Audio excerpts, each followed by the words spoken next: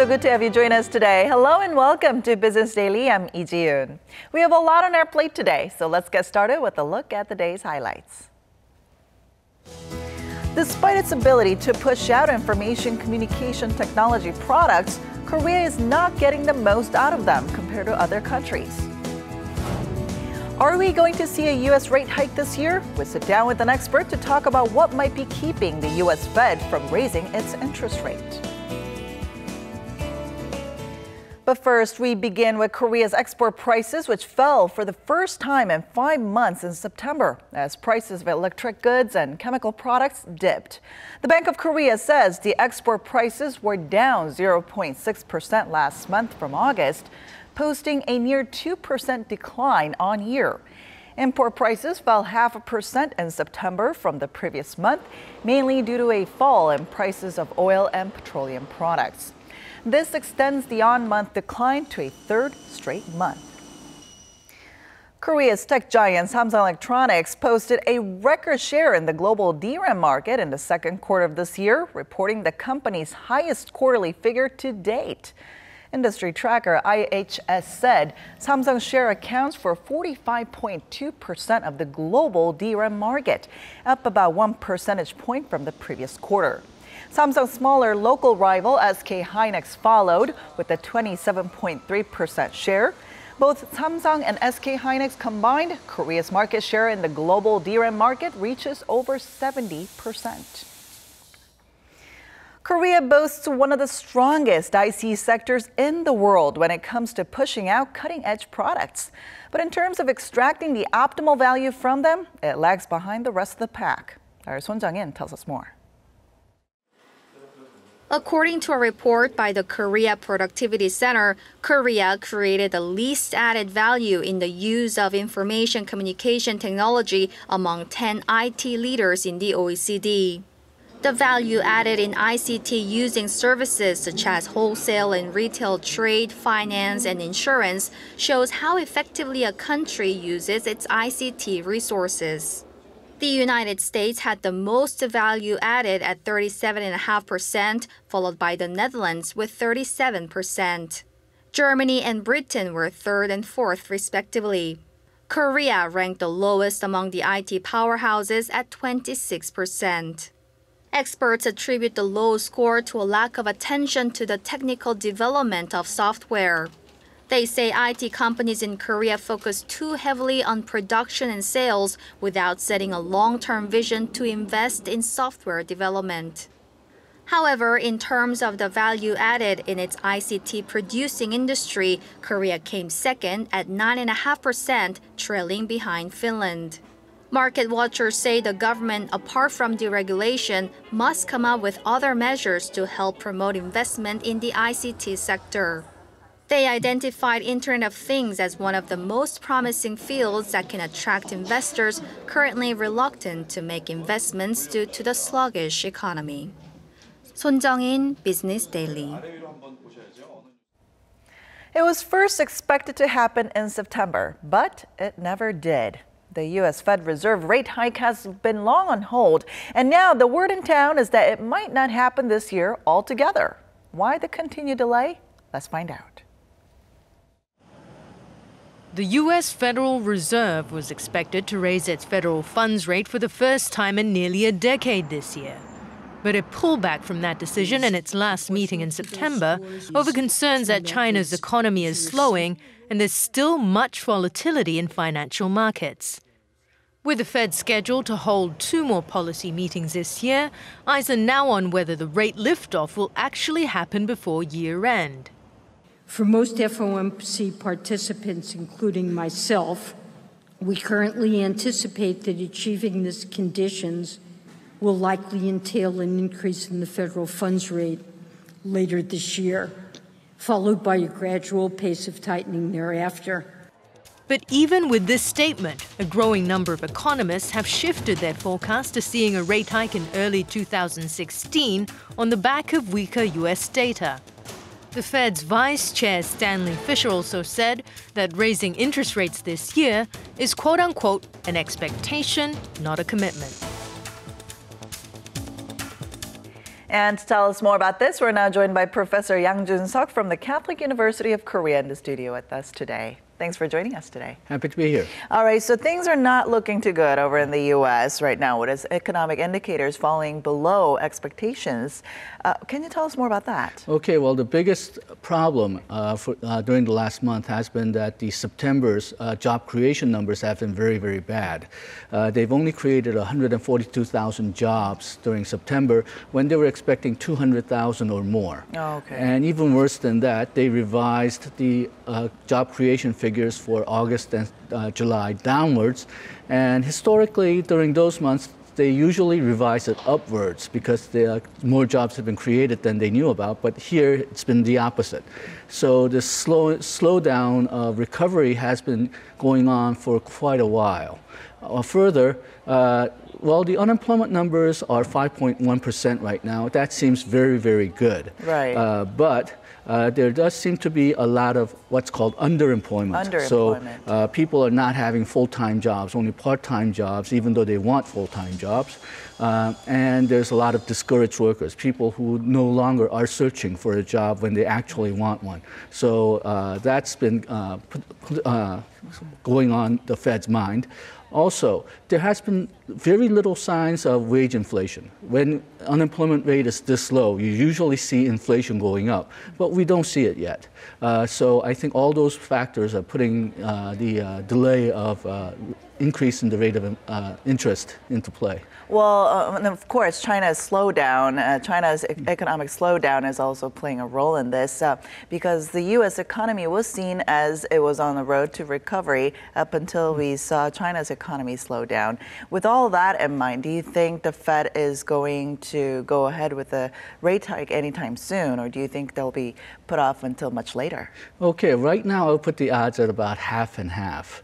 Usually the United States Fed don't really consider the foreign economy that much.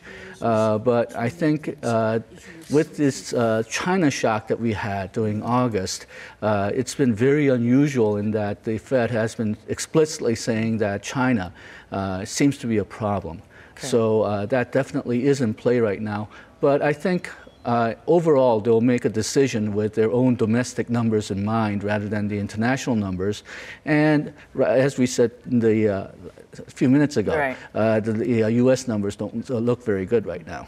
All right. Well, many economists are actually expecting the rate hike to come about sometime next year in March. Do you think it'll happen this year, or like them, do you think it'll happen in March? Well, I'm hedging my bets. I'm saying half and half. Okay. But a lot of investment banks, the BNP Paribas, Goldman Sachs, are now saying that it's very possible for the interest rate rise to take place in March. And while Janet Yellen, the president of the Fed, has stated that the rate will rise this year, Stanley Fischer, the vice president of Fed, just last week said that there's no promise that the rate will rise this year, which is creating all this uncertainty to begin with. And I think it'll basically depend on October and November numbers. Mm-hmm. If we see a recovery, then there's a very good chance that the rates will rise in December. But you also have to remember that Janet Yellen, as well as the former Chairman Bernanke and Stanley Fischer, they all studied the Great Depression. Right. And during the Great Depression, a lot of economists, most economists, believe that the expansionary monetary and fiscal policy was the right choice, but they stopped it too early. So if you look at the history of the Great Depression, you see recovery just starting to take place. And then because the government stopped its expansionary policy, it goes back into recession or depression. And a lot of people interpret the current Japanese lost 2 decades as in the same way. Mm-hmm. So I think this time the Fed has made up its mind that if they're going to make a mistake, they're going to make the mistake on the side of leaving the rates low for longer than having the the rates go up too early. All right. Well, in light of the changed time frame, how is China and other emerging economies doing? I mean, has it helped to calm the market, or has it caused more jitters? Okay. Well, because the rate rise, partially because the rate rise has been delayed, the Chinese economy seems to have gotten more stable. Right now, the Shanghai stock index is about 3,300 level. That's about the level that they had in February, and it's been rising for the last week or so. The other emerging economies that we saw some problems with, they all seem to have stabilized. One of the reasons that I think the Fed may raise the rates earlier is because, well, every time they threaten to raise rates, every time the market thinks that the rates are going to be raised, some emerging economies always go through these problems, and Korea is not an exception there. The Korean won depreciates around the time when they believe that the Fed is going to raise the rates, but then it appreciates again when that threat disappears. So it's creating a lot of instability for the Asian economy and some of the other countries as well. So I hope that the Fed takes that in mind, but as I mentioned before, the Fed usually don't take international variables in mind. All right, but if a rate hike is postponed until next year, we want to know, how is it going to affect the Korean economy? Okay, well, initially I think there will be a shock because, well, the last time that the Fed raised its rates was in, I think, 2007. So that's been 8 years. That's a generation in terms of stock, bond, and foreign exchange trading. Right. So very few people who are trading now has ever seen a rise in interest rate. Some people claim that that's part of the reason why the markets are so jittery. If the rate rises, initially I think we'll see a lot of confusion. But within a week, maybe 2 weeks, I think things will stabilize because, frankly, going from 0% to 0.25% has a lot of psychological effect, but economic effect, it's only 0.25%. So I'm not sure if it'll have a lot of real effect on the economy. It's just that we haven't seen anything rising for a long time, and the psychological effect from 0 to something. All right. Well, we'll definitely keep an eye on the next FOMC meeting upcoming in October 27th and another one in December. So, all right. Thank you so much for coming in today. Thank you.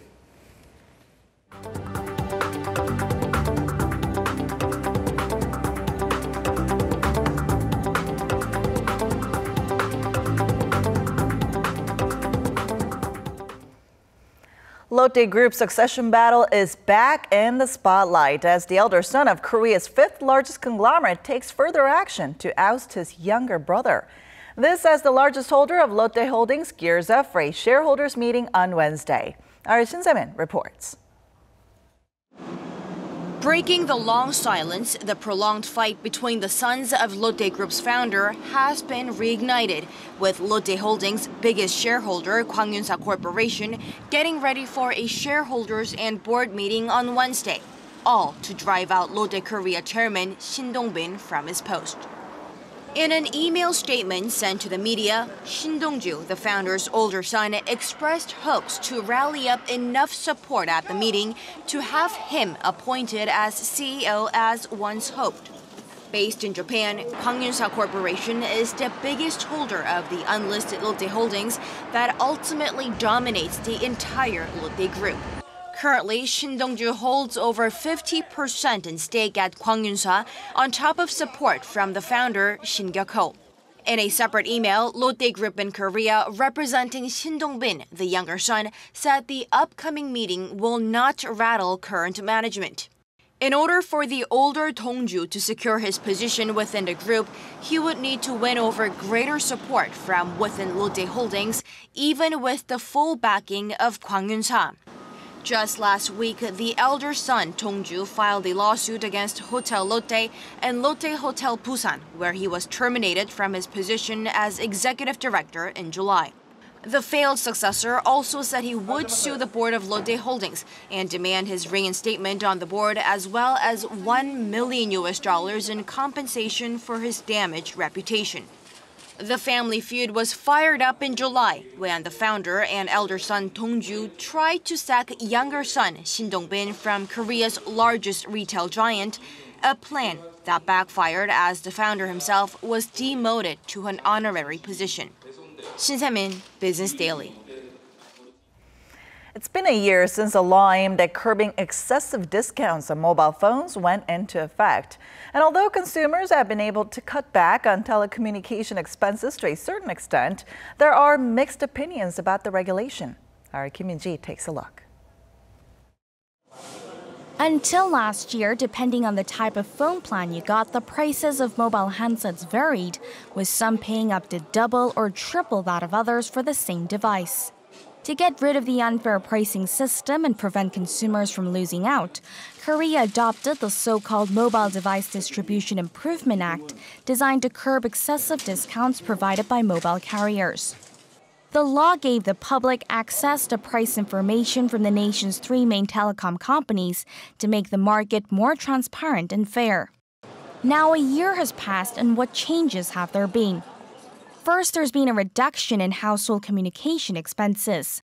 Since the law was implemented, consumers have seen their bills go down by an average of over 10%. Also, in the past, people would move from one carrier to another or subscribe to a new plan to receive more discounts. But now that all plans come with comparable benefits, more consumers are staying with the same carrier and just changing their handsets. But not everyone is on the same page. They say they are missing out on benefits because of limited subsidies.